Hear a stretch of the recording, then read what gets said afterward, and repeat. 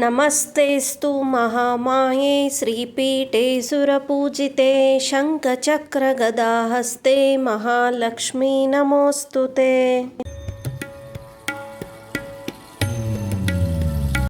ಸಕಲ ಸಂಪತ್ತು, ಐಶ್ವರ್ಯ ಮತ್ತು ಸುಖವನ್ನು ದಯಪಾಲಿಸುವ ಆದಿಶಕ್ತಿ ಶ್ರೀ ಮಹಾಲಕ್ಷ್ಮೀ ದೇವಿಗೆ ಭಕ್ತಿಪೂರ್ವಕ ಪ್ರಣಾಮಗಳು.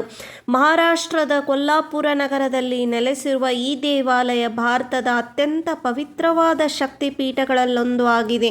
ಈ ದೇವಾಲಯವನ್ನು ಕೊಲ್ಹಾಪುರ ಮಹಾಲಕ್ಷ್ಮಿ ದೇವಾಲಯ ಅಥವಾ ಅಂಬಾಬಾಯಿ ಮಂದಿರ ಎಂದು ಕರೆಯಲಾಗುತ್ತದೆ. ಇಲ್ಲಿ ಪ್ರತಿಷ್ಠಿತವಾಗಿರುವ ಶ್ರೀ ಮಹಾಲಕ್ಷ್ಮೀ ದೇವಿಯ ಮೂರ್ತಿ ಸ್ವಯಂಭುವಾಗಿ ಪ್ರತ್ಯಕ್ಷವಾಗಿದೆ ಎಂಬ ಪ್ರತೀತಿ ಇದೆ.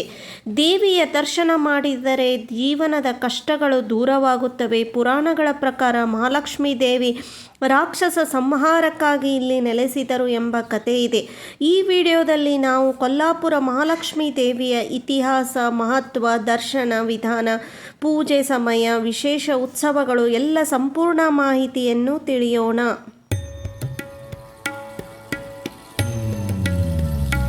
ಈ ದೇವಾಲಯದ ಇತಿಹಾಸವು ವೈಕುಂಠದಲ್ಲಿ ಭಗವಾನ್ ವಿಷ್ಣು ಮತ್ತು ಲಕ್ಷ್ಮೀದೇವಿಯ ನಡುವಿನ ಕಾಳಗದೊಂದಿಗೆ ಸಂಬಂಧವನ್ನು ಹೊಂದಿದೆ. ಒಮ್ಮೆ ಭೃಗುಮುನಿಯು ಭಗವಾನ್ ವಿಷ್ಣು ವೈಕುಂಠದಲ್ಲಿ ಮಲಗಿ ವಿಶ್ರಾಂತಿ ತೆಗೆದುಕೊಳ್ಳುತ್ತಿರುವ ಭೃಗುಮುನಿಯು ವೈಕುಂಠಕ್ಕೆ ಆಗಮಿಸುತ್ತಾನೆ. ಅವರು ಬಂದಿದ್ದನ್ನು ನೋಡುವುದಿಲ್ಲ ವಿಷ್ಣು. ಆವಾಗ ಭೃಗುಮುನಿಗೆ ತುಂಬ ಸಿಟ್ಟು ಬಂದು ವಿಷ್ಣುವಿನ ಎದೆಗೆ ತನ್ನ ಕಾಲುಗಳಿಂದ ಒದೆಯುತ್ತಾನೆ.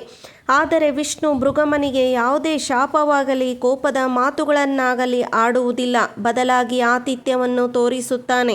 ಭೃಗು ಮಹರ್ಷಿ ವಿಷ್ಣುವನ್ನು ಅವಮಾನಿಸಿದರೂ ವಿಷ್ಣು ಅವರನ್ನು ಗೌರವಿಸುವುದನ್ನು ಕಂಡು ಲಕ್ಷ್ಮೀದೇವಿಯು ಕೋಪಗೊಳ್ಳುತ್ತಾಳೆ ಮತ್ತು ವಿಷ್ಣುವಿನೊಂದಿಗೆ ಜಗಳ ಮಾಡಿಕೊಂಡು ವೈಕುಂಠವನ್ನು ತೊರೆದು ಭೂಲೋಕದಲ್ಲಿ ನೆಲೆಸಲು ನಿರ್ಧರಿಸುತ್ತಾಳೆ. ಆ ಸಂದರ್ಭದಲ್ಲಿ ಲಕ್ಷ್ಮೀದೇವಿ ಭೂಮಿಯಲ್ಲಿ ನೆಲೆಸಿದ ಸ್ಥಳವೇ ಈ ಕೊಲ್ಹಾಪುರ. ಕೊಲ್ಹಾಪುರ ಹೆಸರಿನ ಮಹತ್ವ. ಲಕ್ಷ್ಮೀದೇವಿಯು ಪರಮಜ್ಞಾನಿಯೂ ಪರಮ ಪತ್ನಿಯೂ ಆಗಿರುವುದರಿಂದ ವಿನಾಕಾರಣ ಈ ಪಟ್ಟಣದಲ್ಲಿ ಬಂದು ನೆಲೆಸಿಲ್ಲ. ದೇವರು ಮತ್ತು ದೇವತೆಗಳು ಯಾವುದೇ ಕಾರ್ಯವನ್ನು ಮಾಡಿದರೂ ಅದರ ಹಿಂದೆ ಜನಸಾಮಾನ್ಯರ ಕಲ್ಯಾಣದ ಉದ್ದೇಶವಿರುತ್ತದೆ. ಇಲ್ಲಿಯೂ ಕೂಡ ಲಕ್ಷ್ಮೀದೇವಿ ಕೊಲ್ಹಾಪುರಕ್ಕೆ ಬರಲು ಒಂದು ಬಲವಾದ ಕಾರಣವಿದೆ. ದಂತಕಥೆಯ ಪ್ರಕಾರ ಕೊಲ್ಹಾಪುರದಲ್ಲಿ ಕೊಲ್ಹ ಎನ್ನುವ ರಾಕ್ಷಸನಿದ್ದನು. ಅವನು ಅಲ್ಲಿನ ಜನತೆಗೆ ಅನೇಕ ಬಾರಿ ತೊಂದರೆಯನ್ನು ನೀಡುತ್ತಿದ್ದನು. ಈ ಸ್ಥಳದಲ್ಲಿರುವ ಕೊಳಕ್ಕೆ ಬಂದು ಅಲ್ಲಿನ ಎಲ್ಲ ನೀರನ್ನು ಕುಡಿದು ಅಲ್ಲಿನ ಎಲ್ಲ ಜನರಿಗೆ, ಜಾನುವಾರುಗಳಿಗೆ ನೀರೇ ಇಲ್ಲದಂತೆ ಮಾಡುತ್ತಿದ್ದನು. ರಾಕ್ಷಸನ ಕಾಟದಿಂದ ಬೇಸತ್ತ ಜನರು ಪಾರ್ವತಿ ದೇವಿಯನ್ನು ಪ್ರಾರ್ಥಿಸುತ್ತಾರೆ. ಇದನ್ನು ಗಮನಿಸಿದ ಲಕ್ಷ್ಮೀದೇವಿಯು ಭೂಮಿಗೆ ಬರುವ ಉದ್ದೇಶದಿಂದ ವಿಷ್ಣುವಿನೊಂದಿಗೆ ಜಗಳ ಮಾಡಿಕೊಂಡು ಬರುತ್ತಾಳೆ. ನಂತರ ಅವಳು ಭೂಮಿಯಲ್ಲಿ ಕೊಲ್ಹ ಎನ್ನುವ ಹೆಸರನ್ನು ಕೊಲ್ಲಲು ಅಂಬಾಬಾಯಿ ರೂಪದಲ್ಲಿ ಅವತರಿಸುತ್ತಾಳೆ. ಅಂಬಾಬಾಯಿ ಮತ್ತು ಕೊಲ್ಹಾಸುರ ನಡುವೆ ಭೀಕರ ಯುದ್ಧ ನಡೆಯುತ್ತದೆ. ಕೊನೆಗೆ ದೇವಿಯ ಶಕ್ತಿಗೆ ಸೋಲನ್ನು ಒಪ್ಪಿಕೊಂಡು ಅವನು ತನ್ನನ್ನು ಕ್ಷಮಿಸುವಂತೆ ಬೇಡಿಕೊಂಡನು ಮತ್ತು ಈ ಸ್ಥಳಕ್ಕೆ ನನ್ನ ಹೆಸರನ್ನು ಇಡಬೇಕೆಂದು ನನ್ನ ಆಸೆ, ದಯವಿಟ್ಟು ನೆರವೇರಿಸು ಎಂದು ದೇವಿಯಲ್ಲಿ ಕೇಳಿಕೊಳ್ಳುತ್ತಾನೆ. ಹೀಗಾಗಿ ನಗರವು ಕೊಲ್ಹ ಅಥವಾ ಕೊಲ್ಹಾಸುರ ಎಂಬ ರಾಕ್ಷಸನಿಂದ ಕೊಲ್ಹಾಪುರ ಎಂಬ ಹೆಸರನ್ನು ಗಳಿಸಿಕೊಂಡಿದೆ.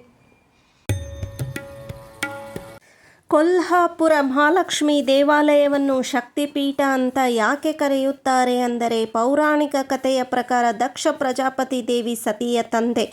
ಆದರೆ ಅವನು ಶಿವನನ್ನು ಇಷ್ಟಪಡಲಿಲ್ಲ. ಶಿವನನ್ನು ತಪಸ್ವಿ, ಅಸಂಸ್ಕೃತ ಎಂದು ಅವಮಾನದಿಂದ ನೋಡುತ್ತಿದ್ದನು. ಒಂದು ದಿನ ದಕ್ಷ ಪ್ರಜಾಪತಿ ಯಾಗವನ್ನು ಆಯೋಜಿಸಿದನು. ಎಲ್ಲ ದೇವತೆಗಳು ಮತ್ತು ಋಷಿಗಳನ್ನು ಆಹ್ವಾನಿಸಿದನು. ಆದರೆ ತನ್ನ ಮಗಳು ಸತಿ ಮತ್ತು ಅವಳ ಪತಿ ಶಿವನನ್ನು ಮಾತ್ರ ಆಹ್ವಾನಿಸಲಿಲ್ಲ. ಇದನ್ನು ತಿಳಿದ ಸತಿ ತಂದೆಯ ಮನೆಗೆ ಹೋದಳು. ಅಲ್ಲಿ ಯಾಗದ ನಡುವೆ ಶಿವನ ಬಗ್ಗೆ ಅಪಮಾನಕರ ಮಾತುಗಳನ್ನು ದಕ್ಷನು ಆಡುತ್ತಿದ್ದನು. ಇದನ್ನು ಕೇಳಿದ ಸತಿಗೆ ತನ್ನ ಪತಿ ಶಿವನಿಗೆ ಆದ ಅವಮಾನವನ್ನು ಸಹಿಸಿಕೊಳ್ಳಲು ಸಾಧ್ಯವಾಗಲಿಲ್ಲ. ಅದಕ್ಕೆ ಅದೇ ಯಾಗದಲ್ಲಿ ಬೆಂಕಿಗೆ ಆಹುತಿಯಾದಳು. ದುಃಖಿತ ಶಿವನು ಸತಿಯ ದೇಹವನ್ನು ಹೊತ್ತು ತಾಂಡವ ಮಾಡತೊಡಗಿದನು. ಆದ್ದರಿಂದ ಲೋಕ ಸಂಹಾರವಾಗದಂತೆ ತಡೆಯಲು ವಿಷ್ಣು ತನ್ನ ಸುದರ್ಶನ ಚಕ್ರದಿಂದ ಸತಿಯ ದೇಹವನ್ನು ತುಂಡು ಮಾಡಿದರು. ಆ ದೇಹದ ವಿಭಿನ್ನ ಅಂಗಗಳು ಭೂಮಿಯ ಮೇಲೆ ಬೇರೆ ಬೇರೆ ಭಾಗಗಳಲ್ಲಿ ಬಿದ್ದವು. ಅವುಗಳನ್ನೇ ಇಂದು ನಾವು ಶಕ್ತಿಪೀಠಗಳು ಅಂತೂ ಕರೆಯುತ್ತೇವೆ. ಅದರಲ್ಲೇ ಒಂದು ಅತ್ಯಂತ ಪವಿತ್ರ ಶಕ್ತಿಪೀಠವೇ ಕೊಲ್ಹಾಪುರ. ಇಲ್ಲಿಯೇ ದೇವಿ ಸತಿಯ ಕಣ್ಣುಗಳು ಬಿದ್ದವು. ಕಣ್ಣು ಎಂದರೆ ಜ್ಞಾನ, ದೃಷ್ಟಿ ಮತ್ತು ಜಾಗೃತಿ.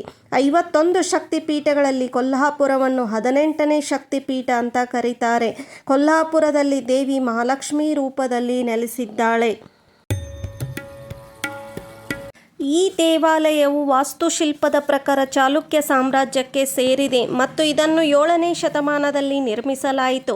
ಇಲ್ಲಿನ ಮಹಾಲಕ್ಷ್ಮಿ ದೇವಿಯ ವಿಗ್ರಹವನ್ನು ನೋಡುತ್ತಲೇ ಆಕರ್ಷಿತರಾಗುತ್ತೀರಿ. ವಿಗ್ರಹವು ಕನಿಷ್ಠ 5000 ವರ್ಷಗಳಷ್ಟು ಹಳೆಯದು. ಸುಮಾರು 40 kg ತೂಕವನ್ನು ಹೊಂದಿದೆ. 3 ಅಡಿ ಎತ್ತರವಿದ್ದು ದೇವಾಲಯದ ಗೋಡೆಯೊಂದರ ಮೇಲೆ ಶ್ರೀಯಂತ್ರವನ್ನು ಕೆತ್ತಲಾಗಿದೆ. ಉತ್ತರ ಮತ್ತು ಪೂರ್ವಕ್ಕೆ ಎದುರಾಗಿರುವ ಹೆಚ್ಚಿನ ಹಿಂದೂ ಪವಿತ್ರ ವಿಗ್ರಹಗಳಿಗಿಂತ ಭಿನ್ನವಾಗಿ ಇಲ್ಲಿನ ದೇವಿ ವಿಗ್ರಹವು ಪಶ್ಚಿಮಕ್ಕೆ ಮುಖ ಮಾಡಿದೆ. ಪಶ್ಚಿಮದ ಗೋಡೆಯ ಮೇಲೆ ಒಂದು ಚಿಕ್ಕ ತೆರೆದ ಕಿಟಕಿ ಇದ್ದು ಅದರ ಮೂಲಕ ಪ್ರತಿ ವರ್ಷ 3 ದಿನಗಳ ಕಾಲ ಅಸ್ತಮಿಸುವ ಸೂರ್ಯನ ಬೆಳಕು ವಿಗ್ರಹದ ಮುಖದ ಮೇಲೆ ಬೀಳುತ್ತದೆ. ಸೂರ್ಯಾಸ್ತದ ಸಮಯದಲ್ಲಿ ಸೂರ್ಯನ ಕಿರಣಗಳು ನೇರವಾಗಿ ದೇವತೆಯ ಮೇಲೆ ಬಿದ್ದಾಗ ಮಹಾಲಕ್ಷ್ಮಿ ದೇವಾಲಯದಲ್ಲಿ ಕಿರಣೋತ್ಸವವನ್ನು ಆಚರಿಸಲಾಗುತ್ತದೆ. ಸೂರ್ಯದೇವನು ಮಹಾಲಕ್ಷ್ಮಿಗೆ ಪೂಜೆಯನ್ನು ಸಲ್ಲಿಸುತ್ತಾನೆ ಎಂದು ಹೇಳಲಾಗುತ್ತದೆ. ಇದು ರಥಸಪ್ತಮಿ ಸಂದರ್ಭದಲ್ಲಿ ನಡೆಯುವುದು.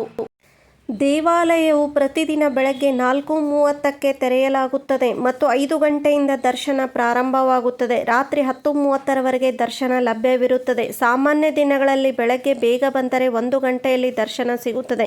ಮಧ್ಯಾಹ್ನ ಮತ್ತು ಸಂಜೆ ವೇಳೆಗೆ 2 ರಿಂದ 3 ಗಂಟೆ ಕಾಯಬೇಕಾಗಬಹುದು. ಶುಕ್ರವಾರ, ಶನಿವಾರ, ಭಾನುವಾರ ಮತ್ತು ಹಬ್ಬದ ದಿನಗಳಲ್ಲಿ 4 ಗಂಟೆ ಅದಕ್ಕಿಂತ ಹೆಚ್ಚು ಕಾಯುವ ಸಾಧ್ಯತೆ ಇದೆ. ಹೀಗಾಗಿ ಭಕ್ತರು ಬೆಳಗ್ಗೆ 5 ಗಂಟೆಯೊಳಗೆ ಬರುವುದು ಉತ್ತಮ. ಭಕ್ತರಿಗೆ ಇಲ್ಲಿ ಸರ್ವದರ್ಶನ ಸಂಪೂರ್ಣ ಉಚಿತವಾಗಿದೆ. ಆನ್ಲೈನ್ ಟಿಕೆಟ್ ಸಿಸ್ಟಮ್ ಇಲ್ಲ. ಶ್ರೀ ಮಹಾಲಕ್ಷ್ಮಿ ದೇವಾಲಯದಲ್ಲಿ ವಿವಿಧ ಪೂಜೆ ಮತ್ತು ಸೇವೆಗಳು ಪ್ರತಿದಿನ ಲಭ್ಯವಿದೆ. ಬೆಳಗ್ಗೆ ಕಾಕಡಾರತಿ ನಡೆಯುತ್ತದೆ. ಇದು ದೇವಿಗೆ ಸಲ್ಲಿಸುವ ಮೊದಲ ಆರತಿಯಾಗಿದ್ದು ಬಹಳ ಪವಿತ್ರವಾದ ಸೇವೆಯಾಗಿದೆ. ದಿನದ ವೇಳೆಗೆ ಅಭಿಷೇಕ, ಕುಂಕುಮಾರ್ಚನೆ ಮತ್ತು ನೈವೇದ್ಯ ಸೇವೆಗಳನ್ನು ಭಕ್ತರು ಮಾಡಿಸಬಹುದು. ಮಧ್ಯಾಹ್ನ ಸಮಯದಲ್ಲಿ ಮಹಾಪೂಜೆ ನೆರವೇರಿಸಲಾಗುತ್ತದೆ. ವಿಶೇಷ ದಿನಗಳಲ್ಲಿ ನವಗ್ರಹ ಪೂಜೆ, ಲಕ್ಷ್ಮೀ ಹೋಮ ಮತ್ತು ಹಬ್ಬದ ವಿಶೇಷ ಪೂಜೆಗಳು ನಡೆಯುತ್ತವೆ. ಈ ಎಲ್ಲ ಸೇವೆಗಳನ್ನು ದೇವಾಲಯದ ಒಳಗಿರುವ ಸೇವಾ ಕೌಂಟರ್ನಲ್ಲಿ ಟಿಕೆಟ್ ಪಡೆದು ಮಾಡಿಸಬಹುದು.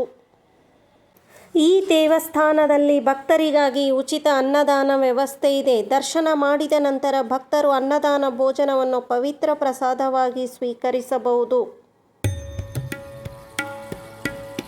ಅಮ್ಮ ಮಹಾಲಕ್ಷ್ಮೀ ದೇವಿಯ ಕೃಪೆ ಎಲ್ಲರ ಮೇಲೂ ಸದಾ ಇರಲಿ. ಇಂತಹ ಮಾಹಿತಿ ನಿಮಗೆ ಇಷ್ಟವಾದರೆ ಚಾನಲ್ಗೆ ಸಬ್ಸ್ಕ್ರೈಬ್ ಮಾಡಿ. ಜೈ ಮಹಾಲಕ್ಷ್ಮಿ.